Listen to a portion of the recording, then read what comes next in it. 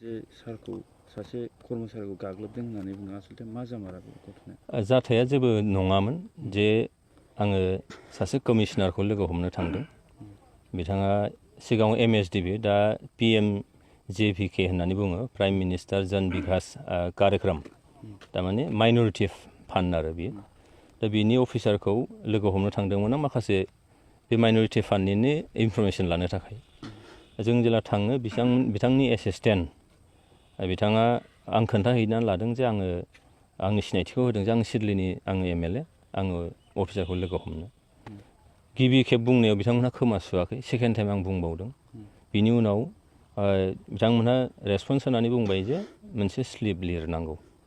आं बुंबाय जे जोङो MLA हिसाबै बिदि स्लिप जोङो लालायनाङा, नों खबरल' हैनानै अफिसारनो, बिनि उनाव बे गाव सम नायनानै लेंहरगोन।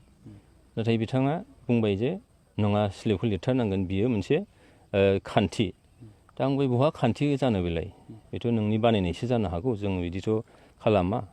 दा बिदि होननायाव ओमफ्राय आंनि एसिस्टेन्ट जाय दङ, आंनि PA जाय दङ, बिथाङा बुंहरदेरबाय जे बे नियमखौ नों हारसिं बानायबाथ' जाया, जेराव जोङो आसामनि चिफ मिनिस्टारखौ लोगो हमनोबो जों बिदि खालामलायना, जास्ट इनफरमेसन होनानै दसे उनाव बिथां लेंहरो, हाबो आरो रायलायो।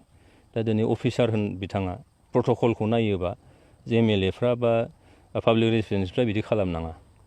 दा बेयाव बे आंनि एसिस्टेन्टनि फारसे बिथाङा आंनि आखाइखौ गोजौ दैखांनानै आसि थुहरबाय। दा बेयाव आङो बुंबाय जे आखाइखौ एसे नारखानाय बायदि जादों आरो, जे फंबाय बिदि खालामनो नाङा, बिदि नङा जिनिसा। दा बिनि उनाव बेखौ नुनानै सासे एसिस्टेन्टआ फैनानै बुंफैबाय, सार जे बिथाङा हयथ' बुजिस्लाबाखिसै, आं खोन्थाहैनि।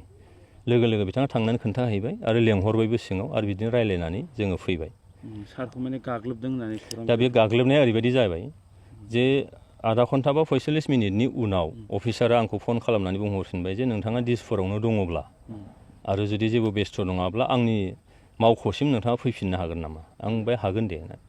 आं जेला थांनानै अफिसारनि रुमाव हाबो, अफिसारा बुंबाय जे दहाय आं मिन्थियास्लाबा जासे नोंथांखौ माबा मिसबिहेभ खालामनाय जाबाय नामा? दा बिनि थाखाय नोंथाङा गाज्रि मोननाङा। बै जाय बिथाङा माने गावखौ गाग्लोबदों होनदों, बियो एसे मानसिया माने हियारिं मोनसे प्रब्लेम दङ, आरो बेबायदिनि खथायावनो बिथाङा साख्रि मोनदों, आरो सानस्लाबनो हाया बे गोबां जिनिसखौ। ओंखायनो बिनि माबा मोनसे गोरोन्थि जादोंब्ला निमाहा हो, बेखौ माने जेबो साननाङा। आं जेबो सानाखै दे। ओमफ्राय आङो बे बिथांखौबो लेंहरहोबाय, बै गथ'खौबो जे लेंहरनाय होननानै, आरो बेबायदिनो सावरायलायबाय। दाना बे सिङाव हाबनाय लोगो लोगोनो माने निमाहा बिना लाग्रोदों जे दहायो माबा मोनसे आङो गोरोन्थि मावफ्लांबायबा आंखौ निमाहा हो। दा अब्ला आं बुंबाय जे जेबो निमाहा बिलायनांगौनि थासारि नङा दे, जिनिसा बुजिलायनायनिसो बाथ्रा, जे आंबो जेबो साना, नोंबो बेखौ लानानै जेबो सिन्था खालामबाय थानो नाङा। दा बेबायदि बुंनाय जादों। बाथ्राया बेखिनियानो, बावनो जोब्बायबो रायलायलायनानै। अफिसाराबो बे माने सासे बे मावख'खौ बुंबाय जे जाबायथ' थिगैनो, आरो गुबुन जेबो खालामनो नांलिया, बा दावराव दावसि माबा मोनसे लाइनसिम जों थांनो नांलिया, बेयावनो जोबनांगौ।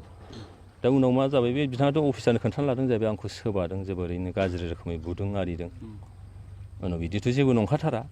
उनाव आं जेला फैबाय थायोबा लामायाव खोनाबाय जे ओरै खालामदों, माबा खालामदों, बे मिडियायाव बयबो नुजोब्बाय आरोखि। दा खिन्थु जाथाया बिदि जेबो गैथारा।